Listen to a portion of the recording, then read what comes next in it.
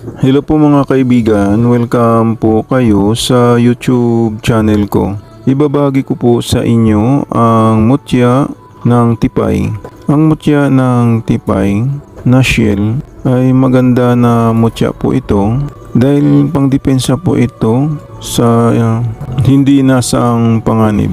At depensa din ito sa kulam, barang, paktol, sa mga masamang engkanto, sa mga masamang espiritu, sa mga masamang tao, at kabal po ito sa bala at patalim. Pag nakakita po kayo nito, kunin po ninyo at ilagay sa itim o pulang pouch at dalhin po ninyo kahit saan po kayo magpunta.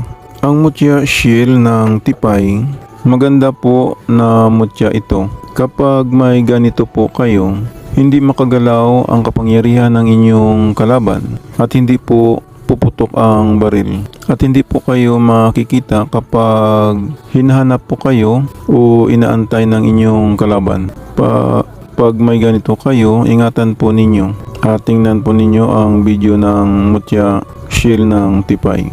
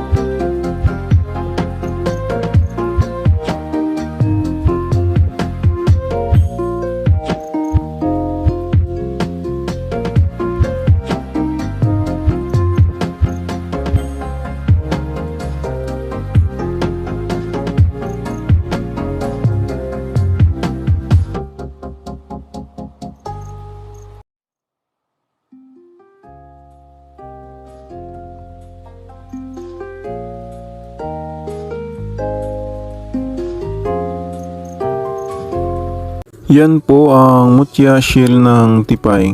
Sa mga viewers at subscriber ng Milagro de Santo Cristo, maraming salamat po sa inyong panonood at ipalo naman po ninyo ang aking Facebook page sa Milagro de Santo Cristo at ipalo po ninyo ang aking shop sa Shopee. At mag-subscribe naman po kayo sa YouTube channel ko.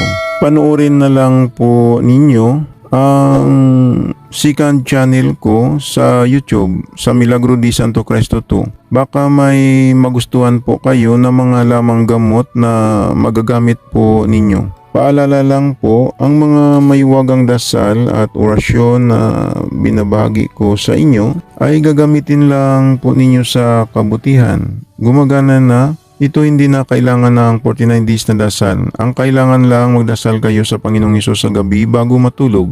At pagkagising ninyo sa umaga magdasal din kayo. Mananalig lang sa Panginoong Hesus para lalong lalakas ang mga pagsambit sa mga mahiwagang orasyon na gagamitin po ninyo. Yan lang po, maraming salamat at God bless sa inyong lahat.